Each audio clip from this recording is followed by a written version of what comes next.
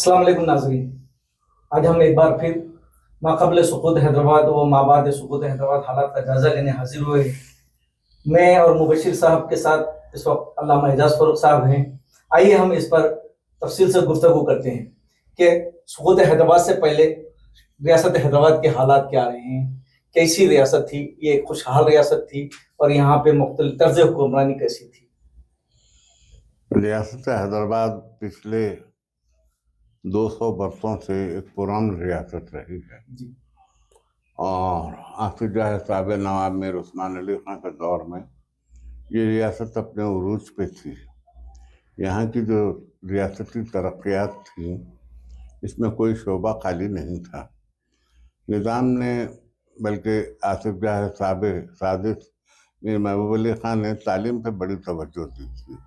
جگہ جگہ مدرسے، اسکول، دیہاتوں میں، شہر میں primary school, middle school, high school, colleges سب قائم ہو چکے تھے۔ البتہ اتنا تھا کہ یونیورسٹی حیدرآباد میں نہیں تھی۔ یونیورسٹی کے لیے نظام کالج کے طلباء جب وہ اپنی ڈگری کمپلیٹ کرتے تھے تو ان کو ریاست مدراس یونیورسٹی سے افیلیٹ کر دیا گیا تھا۔ نظام ہفتوں کے جائزہ لینے کے بعد 1911 میں 1911 میں ان کی تاجپوشی ہوئی۔ انہوں نے سب سے پہلا کام یہ کیا کہ یہاں ایک یونیورسٹی قائم کی 1917 میں۔ 1917 عثمانیہ یونیورسٹی انہوں نے قائم کی اور اس کے لیے ایک بہت بڑی زمین خرید کے انہوں نے اس یونیورسٹی کو بہت محنت سے تعمیر کیا۔ اور اس یونیورسٹی کی خصوصیت یہ تھی کہ وہاں ذریعہ تعلیم کے لیے ماہرین تعلیم کا یہ خیال تھا کہ بچہ اپنی مادری زبان میں جتنی جلدی سیکھتا ہے اتنا جلدی کسی اور زبان میں سیکھ نہیں سکتا۔ تو انہوں نے مادری زبان یعنی اردو میں اس کا نظام تعلیم رکھا۔ یہ بات اتنی آسان نہیں تھی جتنا کہ میں عرض کر رہا ہوں آپ سے، اس لیے کہ بہت سارے علوم اور فنون تھے جن کا ترجمہ ظاہر ہے کہ اس وقت دستیاب نہیں تھا۔ نظام نے اس کے لیے ایک دارالترجمہ قائم کیا۔ خود ہمارے بچپن کی بات ہے، میں ہندوستان کی آزادی سے 4 سال پہلے پیدا ہوا ہوں۔ 1943 میرا سال پیدائش ہے۔ اس طرح سے آپ کہہ سکتے ہیں کہ میں 4 سال انگریزوں کے دور میں رہا، اس کے بعد سے آزاد ہندوستان میں آیا۔ تو وہ رات میں نے دیکھی ہے کہ جب ہندوستان آزاد ہوا تھا۔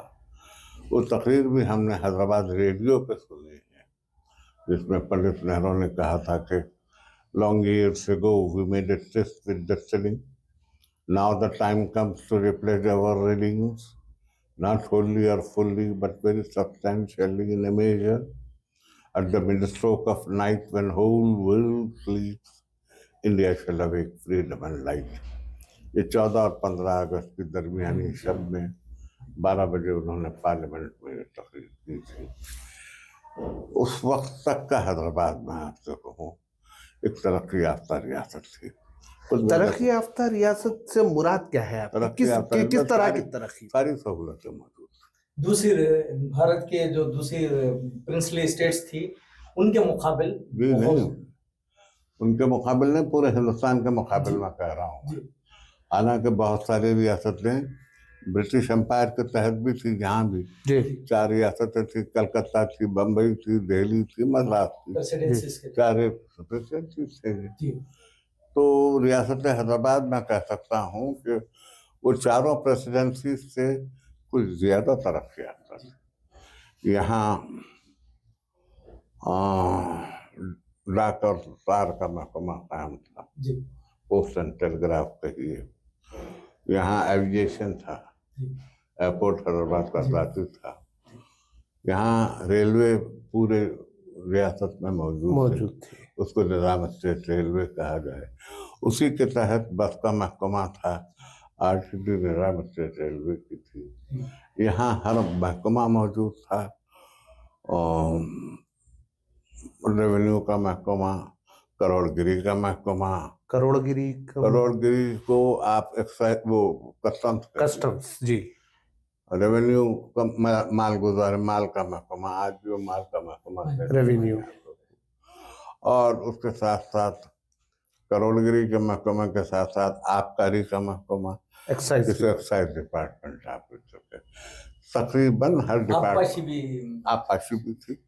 आबपाशी के साथ साथ आप मैं बताऊं कि यहाँ जो प्रोजेक्ट थे निजाम के दौर में, एक निजाम सागर था आबपाशी के लिए, और एक पोचमपाड़ प्रोजेक्ट भी था, निजाम ही के दौर का था। उसके बाद पंडित नेहरू ने उसको मुकम्मल किया। कड़म प्रोजेक्ट था, ये आबपाशी के थे। एक अली सागर है, अब भी निजाम सागर निजामाबाद में मौजूद है, ये आबपाशी के वसाइल थे। इसके अलावा आब रसानी के लिए 2 तालाब, हिमायत सागर और उस्मान सागर, ये निजाम ने बनवाए। निजाम ने इनका संग बुनियाद रखा और इनको मुकम्मल किया। इससे पूरे शहर में पानी की सरबराही थी। ये 2 ज़खायर आप इतने गहरे और वसी थे कि 5 लाख की आबादी के लिए बनाए गए, लेकिन 50 लाख की से ज्यादा की आबादी को भी ये सब पानी सरबराह करते थे। यानी उनकी दूरअंदेशी का अंदाजा हो सकता है कि शहर सैराब किया। इससे 2 फायदे हुए, गन्ने की काश्त बढ़ी, तो निजाम शुगर फैक्ट्री वजूद में आई, जो एशिया की आदम सबसे शाही बड़ी- मिल्स कपड़े की सनत वजूद में आई, उस्मान शाही मिल्स, फिर वो भी एक कपड़े की सनत थी। आपको मैं ये बतलाऊं कि उस्मान शाही मिल्स में सिर्फ खवातीन काम करती थी। अच्छा, यानी तभी से औरतों की खुद इख्तियारी के तो ये बात आज आप कह रहे हैं ह्यूमन डेवलपमेंट में औरतों के विमेन एम्पावरमेंट की बात आप आज कर रहे हैं, उस वक्त निजाम के दौर में ये हो चुका था कारनामा। अच्छा, मैं वो कैसे कैसे भूल गया। दारुल तर्जुमा कायम हुआ, लागत यूनिवर्सिटी पे आई, इससे ज्यादा लागत दारुल तर्जुमा पे आई, क्योंकि इस्तिलाह साजी का काम। हाँ, उसमें मैथमेटिक्स को जमाने में कहते थे रियाजी, और रियाजी की जो अलग अलग किस्में थी, ज्योमेट्री, ट्रिग्नोमेट्री, अलजबरा, मसाहत कहते थे मेंसुरेशन को। तो इस तरीके से सारी इस्तिलाहात का तर्जुमा हुआ। इवन साइंस के तलबा के लिए फिजिक्स के तमाम उसूलियात में, कुलियात न्यूटन, सब कुछ उर्दू में तर्जुमा हुआ। तो उसी उर्दू में पढ़ के हम लोग यूनिवर्सिटी तक गए हैं। हत्ता कि एमबीबीएस का कोर्स भी उर्दू में, पूरा उर्दू में था। डॉक्टरेट की डिग्री थी। महकमा तबाबत यूनानी भी था, लेकिन ये भी था, एलोपैथिक भी था, इसका भी तर्जुमा उर्दू में हुआ था। तो इसके इस्तिलाहात का तर्जुमा, इनकी दवाइयों का तो तर्जुमा क्या होता, जैसे जो कि क्यों कबूल की गई, लेकिन इस्तिलाहात जितने तिब्बी इस्तिलाहात थे उनका तर्जुमा था। जैसे डायबिटीज को ज़ियाबतीस कहा गया, जैसे ब्लड प्रेशर को फिशार खून कहा गया। तो इस तरह से जो इस्तिलाहात आई। बाद इस्तिलाहात आज सुनने में बड़ी अजनबी लगती हैं, लेकिन थी। और डॉक्टर्स निकले, ऐसे ऐसे डॉक्टर्स निकले कि जिसे देख के हैरत होती है। डॉक्टर अब्दुल मन्नान इसी यूनिवर्सिटी के, डॉक्टर अब्दुल बारी माहिर अमराज खल्ब, और डॉक्टर आराफ सक्सेना, वो भी यहीं के तालीम याफ्ता। डॉक्टर मुस्तफ़ा अली ज़ैदी, वो भी यहीं के तालीम। दरअसल उन डॉक्टरों के हाथ में, डॉक्टर चिन्ना रेड्डी वो तो बात की पैदावार है। अच्छा, वो बात की पैदावार है। ये पैदावार पहले बैच के लोग, मैं आपसे अर्ज करूं, ये सब लोग यहीं तालीम पाए। बहादुर खां जो हैदराबाद के ऐसे माहिर सर्जन थे, एक दिन में 15-20 ऑपरेशंस करते थे। 20 ऑपरेशन, 15 से 20 तक दिन भर में 15 से 20। 15 ऑपरेशन तो मामूल था, उनका कहने था, मगर एक आध 2 मरतबा उन्होंने उससे ज्यादा भी ऑपरेशन किए हैं। और उनकी कुछ दूसरी खुसूसियात भी थी। जिस वक्त आप اس شعبے پہ مجھ سے انٹرویو لیں گے تو میں وہ بتاؤں گا کہ جی وہ ڈاکٹر کا جی۔ مگر ایک شعار ان لوگوں کا میں یاد کرتا چلوں، یہ لوگ دوا سے زیادہ اپنی طبیعت کے حساب سے اتنی ملائم طبیعت سے مریض پہ پیش آتے تھے کہ مریض آدھا اچھا ہو جاتا تھا ان سے مل ڈاکٹر کے۔ سے رجوع ہوتا۔ اب میں تو کہوں کہ ان کے پاس علاج کم تھا، شفا زیادہ تھی ان کے ہاتھوں میں۔ جی اس وقت نہ کوئی لیبارٹری تھی ایسی بڑی کہ جس میں اتنا تجزیہ کیا جا سکے، زیادہ سے زیادہ ایک ایکس رے موجود تھا، اتنے مرض بھی نہیں تھے اور اتنے علاج بھی نہیں تھے اس کے، اور مرض شاید رہے ہوں جی لیکن کیا پتا ان کے ہاتھوں میں کیا شفا تھی، وہ جو دوا دیتے اس سے ٹھیک ہو جاتے، یہ تھی بات۔ اور جب شعبہ طب کی بات ہی چلی ہے تو میں آپ کو یہ کہوں کہ محبوب علی خان کے دور میں یہاں کلوروفارم کمیشن قائم ہوا۔ جی اس سے پہلے دنیا بھر میں آپریشن کرتے وقت مریض کو بے ہوش نہیں کیا جاتا تھا۔ جی کسی کی ٹانگ کاٹنی ہو، کسی کے پیٹ کا آپریشن کرنا ہو، کسی کے ہاتھ کا آپریشن کرنا ہو تو اسے ہوش پہ رکھ کے کیا جاتا تھا، اس لیے کہ بے ہوشی کی کوئی دوا نہیں تھی۔ محبوب علی خان کے دور میں جب کلوروفارم کمیشن یہاں قائم ہوا تو 2 مرتبہ کے تجربات جب پیش کیے گئے تو کلوروفارم کمیشن یہ کہا کہ یہ تجربات کافی نہیں ہے، کسی انسان پر تجربہ کیا جائے تب اس کو ہم اپروو کریں گے۔ اس وقت یہ ہوا کہ محبوب علی خان نے خود کو اس تجربے کے لیے پیش کر دیا۔ وہ آپ دیکھیے بادشاہوں کی یہ فراخ دلی کی مثالیں کہانیوں میں یا افسانوں میں مل جاتی ہیں، لیکن حیدرآباد کی تاریخ میں ملتی ہیں یہ ہوا۔ پر ان کو تو نہیں لیا گیا، تجربہ کر کے بھیجا گیا، وہ تجربہ کامیاب ہو گیا اور کلوروفارم وجود میں آیا۔ اس کے بعد سے جتنے بھی آپریشن ہوئے اس میں مریض کو بے ہوش کر کے، یعنی میں یہ کہہ سکتا ہوں انگریزی میں کہ there was no anesthesia۔ Exactly. Anesthesia کی ٹرمینالوجی وجود میں آئی حیدرآباد سے۔ تو اس کا مطلب دنیا بھر میں اس وقت تک جو ہے نہیں، دنیا بھر میں اس وقت تک کچھ نہیں۔ نہ صرف یہ ہوتا تھا بلکہ جراحت میں بھی اتنے پیش رفت نہیں ہوئی تھی جتنا 1920 کے بعد ہوئی۔ دیکھیے جراحت تو کسی نہ کسی طرح تھی، تو صدیوں پہلے سے ہے، جراحت تو تھی، لیکن جراحت کے جدید طریقے وضع ہوئے ہیں۔ وہ صرف انگریزی دواخانوں میں کچھ تھے، لیکن نظام کے دور میں جو بڑے بڑے ہاسپٹلس بنے ہیں، مثال کے طور پہ افضل گنج کا دواخانہ تھا، محبوب علی خان کے زمانے میں بھی تھا۔ 1908 میں سفیانی آئی تو پورے دواخانے کو باہر لے گئی، تو اس کی جگہ نظام نے بہت بڑا اصلی دواخانہ بنایا جو عثمانیہ ہاسپٹل تھا اور آج بھی ہے۔ اور اس کے روبرو ایک اور دواخانہ ہے وکٹوریا میٹرنٹی ہاسپٹل، یہ محبوب علی خان کے دور کا ہے۔ اس طرح سے دواخانے محلہ محلہ قائم کیے نظام نے اور ان کو منسلک کیا محکمہ طبابت سے، اور اس سے کوئی پیسے نہیں ہوتے تھے دواخانوں میں علاج کے کوئی پیسے۔ آج جیسے آپ بستی دواخانہ کہہ رہے ہیں، بستی دواخانے تو تقریباً ہر جگہ نظام کے دور میں موجود تھے۔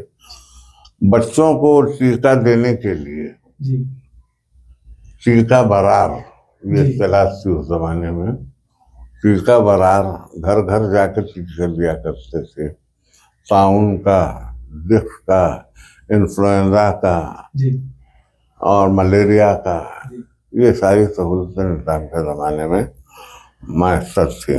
آپ کو انعام لیجیے کہ آپ کس ترقی کا نام لینا چاہتے ہیں تو میں آپ کو تفصیلات بتا دوں۔ نہیں علامہ، آپ مختلف محکموں کا تذکرہ کر رہے تھے، ابھی انٹرویو شروع ہونے سے پہلے ہماری جو گفتگو ہو رہی تھی اس دوران آپ نے ایک بات کہی تھی کہ سلطنت آصفیہ میں انکم ٹیکس کا محکمہ نہیں تھا۔ یہاں انکم ٹیکس کا محکمہ سلطنت آصفیہ میں نہیں تھا، اور نہیں کیوں نہیں تھا جی یہ میں کہنے سے معذور ہوں، اس لیے کہ نظام نے آمدنی پہ ٹیکس نہیں لگایا، کبھی نہیں لگایا۔ इसी तरह से एंटी करप्शन डिपार्टमेंट भी नहीं था। अच्छा, एंटी करप्शन डिपार्टमेंट इनसे ज्यादा रिश्वत सताने का महकमा भी उसकी जरूरत भी महसूस नहीं हुई नहीं उस वक्त, हुई क्योंकि थी, वो तो अफसर नहीं था। नहीं था। ये बात है। उसकी वजह ये है कि नहीं हुई थी जरूरत कभी महसूस, तो नहीं था।